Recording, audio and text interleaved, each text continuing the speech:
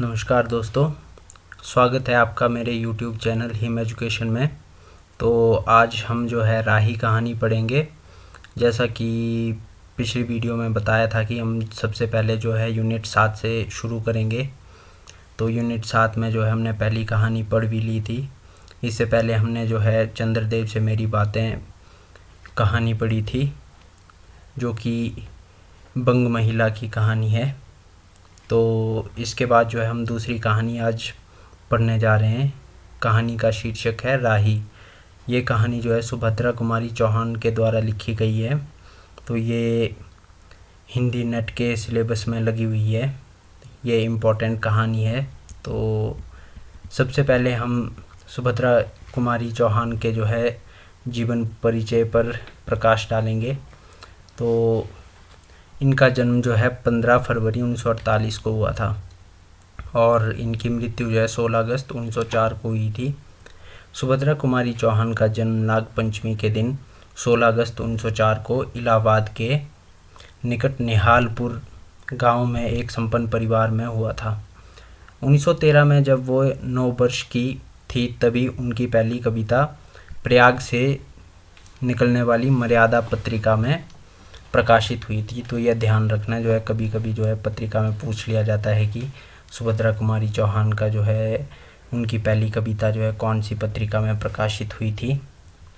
ये कविता सुभद्रा कुंवरी के नाम से जो है छपी। कहते हैं कि सुभद्रा जी ने यह कविता नीम के पेड़ पर लिखी थी। सुभद्रा चंचल और कुशाग्र बुद्धि की थी। सुभद्रा कुमारी और महादेवी वर्मा दोनों बचपन की सहेलियां थी। महादेवी जो है ये भी कवित्री हैं, एक महान कवित्री हैं। तो 9वीं कक्षा के बाद सुभद्रा कुमारी की पढ़ाई छूट गई। शिक्षा समाप्त करने के बाद 1919 में नवलपुर के सुप्रसिद्ध ठाकुर लक्ष्मण सिंह के साथ उनका विवाह हो गया। सुभद्रा कुमारी बचपन से ही एक बहादुर और विद्रोही प्रवृत्ति की थी। गृहस्थी और नन्हे नन्हे बच्चों का जीवन संवारते हुए उन्होंने समाज और राजनीति की सेवा की। 1920-21 तक सुभद्रा कुमारी और लक्ष्मण सिंह अखिल भारतीय कांग्रेस कमेटी के सदस्य भी रहे। 1922 में जबलपुर का झंडा सत्याग्रह देश का पहला सत्याग्रह था, जिसमें सुभद्रा जी पहली महिला सत्याग्रही थी। इसके बाद देखते हैं तो रोज़ रोज़ सभाएं हुआ करती थी, जिसमें सुभद्रा जी बोलती थी। टाइम्स ऑफ इंडिया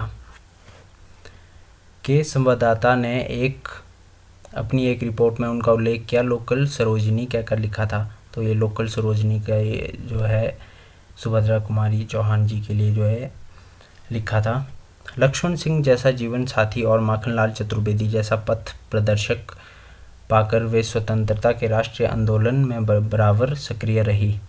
कई बार वे जेल भी गई। जलियांवाला बाग नृशंस हत्याकांड जो 1919 में हुआ था अमृतसर में, उनके मन पर जो है गहरा आघात लगा। उन्होंने 3 अग्रणी कविताएं लिखी। सुभद्रा कुमारी चौहान की जीवनी उनकी पुत्री सुधा चौहान से मिला तेज से तेज। तो ये इनकी जो है जीवनी है। इसको भी जो है आप याद रखें, ये भी पूछा जा सकता है। पुस्तक में लिखा है, इसे हंस पत्रिका इलाहाबाद में प्रकाशित किया गया था। तो ये हंस पत्रिका में जो है प्रकाशित हुई थी इनकी जीवनी। इनकी रचनाओं को देखें तो सुभद्रा कुमारी चौहान ने जो है 88 कविताएं और 46 कहानियों की रचना की। कहानी संग्रह इनके बिखरे मोती 1932 में प्रकाशित हुआ। उन्मादिनी 1934, सीधे सादे चित्र 1947 में। कविता संग्रह मुकुल 1930, त्रिधारा 1930, जीवनी मिला तेज से तेज जो इनकी पुत्री ने लिखा था।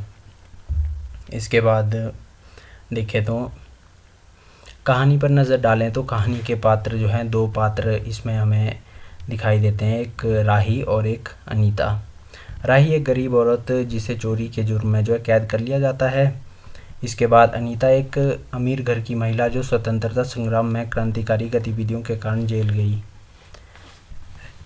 इसके बाद हम देखें तो सुभद्रा कुमारी चौहान एक राष्ट्रीय चेतना की रचनाकार थी। इस कारण उन्होंने कई दफ़ा कारागारों में भी समय बिताया, तो ये जेल भी गई हैं।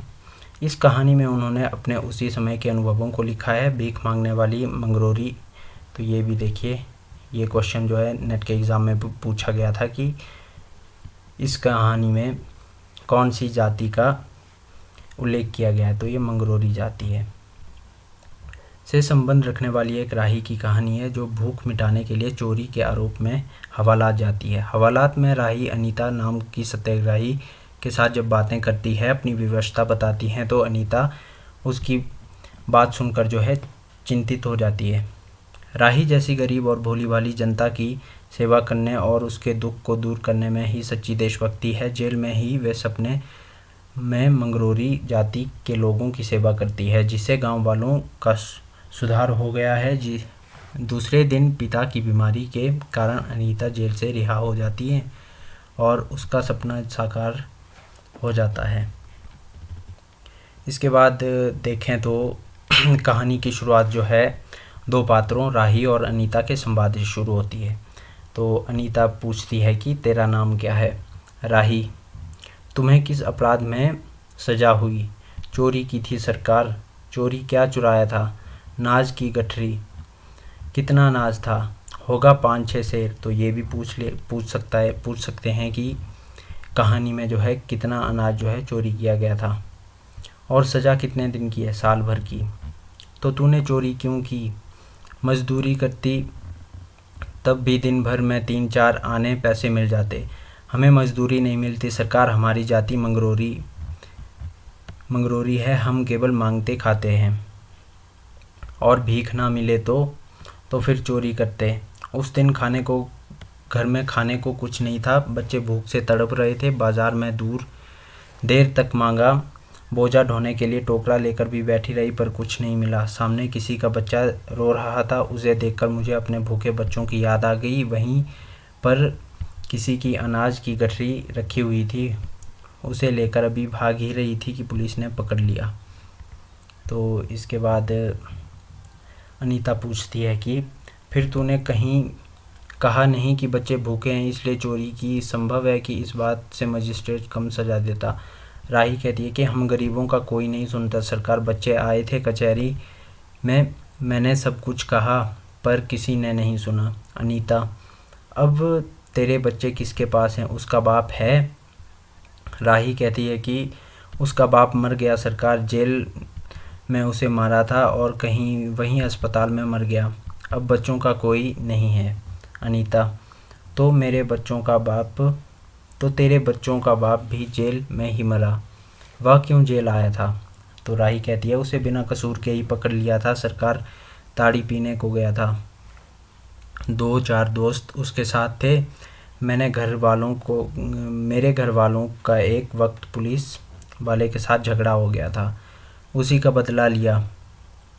109 में उसका चालान करके साल भर की सज़ा दिला दी, वहीं मर गया।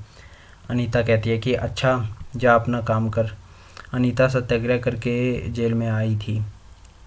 पहले उसे B क्लास दिया गया था, फिर घर वालों ने लिखा पढ़ी करके उसे जो है A क्लास दिलवा दिया था।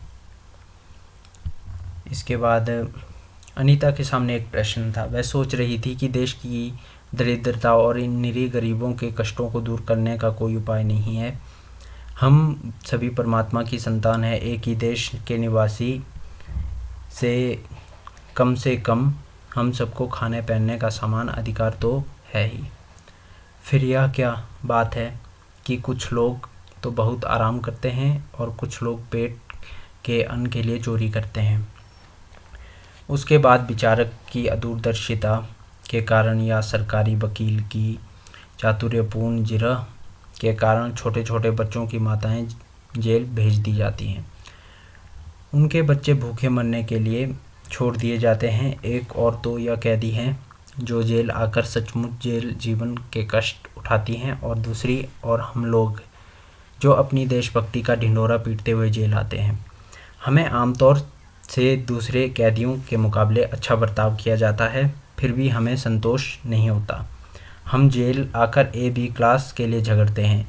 जेल आकर ही हम कौन सा बड़ा त्याग कर देते हैं, जेल में हमें कौन सा कष्ट रहता है, सिवाय इसके कि हमारे माथे पर नेतृत्व की सील लग जाती है।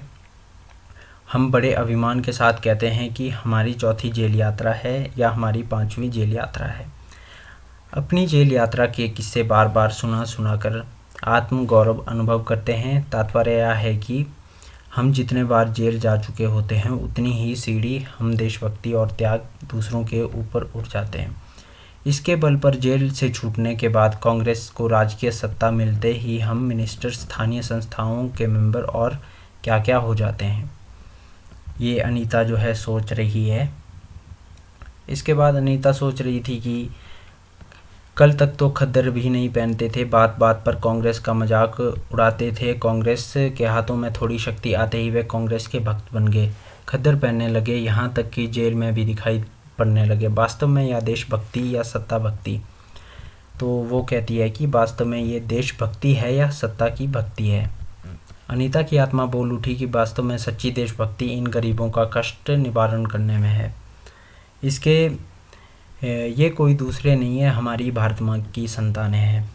इन हजारों लाखों भूखे नंगे भाई बहनों की यदि हम कुछ भी सेवा कर सकें तो सचमुच हमने अपने देश की सेवा की है। हमारा वास्तविक जीवन तो देहातों में ही है। किसानों की दुर्दशा से हम सभी थोड़े बहुत परिचित हैं, पर इन गरीबों के पास ना तो घर है ना द्वार। अशिक्षा और अज्ञानता का इतना पर्दा इनकी आंखों पर है कि होश संभालते ही माता पुत्री और सास बहू को चोरी की शिक्षा देती है, और उनका यह विश्वास है कि चोरी करना और भीख मांगना ही उनका काम है। इससे अच्छा जीवन बिताने की वे कल्पना भी नहीं कर सकते। आज यहाँ डेरा डाले तो कल कहीं और चोरी की। बचे तो बचे, नहीं तो फिर 2 साल के लिए जेल। क्या मानव जीवन का यही लक्ष्य है? लक्ष्य है भी या अथवा नहीं? यदि नहीं है तो विचार दर्श की उच्च सतह पर टिके हुए हमारे जननायकों और युग पुरुषों की हमें क्या आवश्यकता? इतिहास, धर्म, दर्शन, ज्ञान, विज्ञान का कोई अर्थ नहीं होता, पर जीवन का लक्ष्य है, अवश्य है। संसार की मृग मरीचिका में हम लक्ष्य को भूल जाते हैं। सतह के ऊपर तक पहुंच पाने वाली कुछ एक महान आत्माओं को छोड़कर सारा जन समुदाय संसार में अपने को खोया हुआ पाता है। कर्तव्य का उसे ध्यान नहीं रहता, सत्य की समझ नहीं, अन्यथा मानवीय से बढ़कर कौन सा मानव धर्म है। पतित मानवता को जीवन दान देने की अपेक्षा भी कोई महत्तर पुण्य है। राही जैसी कोई भोली भाली किंतु गुमराह आत्माओं के कल्याण की साधना होनी चाहिए। सत्याग्रही की यही प्रथम प्रतिज्ञा क्यों ना हो, देशभक्ति का यही मापदंड क्यों ना बने। अनीता दिन भर इन्हीं विचारों में डूबी रही। शाम को वह इसी प्रकार कुछ सोचते सोचते सो गई। तो इसके बाद रात में उसने सपना देखा। तो अनीता ने जो है रात को सपना देखा कि वह जेल से छूटकर इन मंगरोरी लोगों के गांव में पहुंच गई। वहाँ उसने एक छोटा सा आश्रम खोल दिया। उसी आश्रम के एक तरफ छोटे छोटे बच्चे पढ़ते हैं और स्त्रियां सूत काटती हैं, दूसरी तरफ मर्द कपड़ा बुनते हैं और रुई धुनते हैं। शाम को रोज़ उन्हें धार्मिक पुस्तक पढ़ाकर सुनाई जाती है और देश में कहाँ क्या हो रहा है यह भी सरल भाषा में समझाया जाता है। वहीं भीख मांगने और चोरी करने वाले लोग अब आदर्श ग्रामवासी हो रहे हैं। रहने के लिए उन्हें छोटे छोटे अपना घर बना लिए हैं और राही के अनाथ बच्चों को अनीता अपने साथ रखने लगती है। अनीता यही सुख स्वप्न देख रही थी कि सुबह 7 बजे तक उसकी नींद नहीं खुली। अचानक एक स्त्री जेलर ने आकर उसे जगा दिया और बोली कि आपके पिता बीमार हैं, आप बिना शर्त के छोड़ी जा रही हैं। अनीता अपने स्वप्न को सच्चाई में परिवर्तित करने की एक मधुर कल्पना लेकर चली जाती है। इस कहानी के माध्यम से सुभद्रा कुमारी चौहान ने यही संदेश दिया है कि गरीबों के कल्याण के बिना सत्याग्रहियों का देशभक्ति सत्ता भक्ति ही कहलाएगी। वास्तव में सच्चा देश प्रेम देशभक्ति जो है गरीबों के कष्ट का निवारण करने में है, गुमराह लोगों को सही रास्ते पर लाने का प्रयास है। मानवीयता ही हमारा सबसे बड़ा धर्म है। तो यहाँ पर जो है यह कहानी समाप्त हो जाती है। इसके बाद हम कहानी के जो है मुख्य बिंदुओं को देखेंगे। तो इसमें जो है सारांश इस प्रकार से है कि राही कहानी में सुभद्रा जी गरीबों की पीड़ा का वर्णन किया है। तो इसमें गरीबों की जो है पीड़ा का वर्णन किया गया है। इस कहानी में उन्होंने भूख के लिए चोरी करने की मजबूरी पर प्रकाश डाला है। इस कहानी में उन्होंने सत्याग्रहियों में शामिल सत्ता के लोलुप व्यक्तियों पर व्यंग्य भी किया है। उन्होंने इस कहानी में गरीबों के कष्ट निवारण को ही सच्ची देशभक्ति माना है। सुभद्रा जी के लिए मानवता ही सबसे बड़ा धर्म है। तो यह हमारी कहानी यहीं पर जो है समाप्त हो जाती है। इसके बाद जो है हम नेक्स्ट कहानी जल्दी ही अपलोड करेंगे। तो अगर वीडियो अच्छी लगी हो तो लाइक करें, शेयर करें, कमेंट करें और चैनल पर नए हो तो सब्सक्राइब ज़रूर करें। इस वीडियो की जो PDF है वो आपको मेरे टेलीग्राम चैनल पर जो है मिल जाएगी। तो टेलीग्राम चैनल का लिंक डिस्क्रिप्शन में दे दूँगा। तो मिलते हैं दूसरी वीडियो के साथ, तब तक के लिए थैंक यू।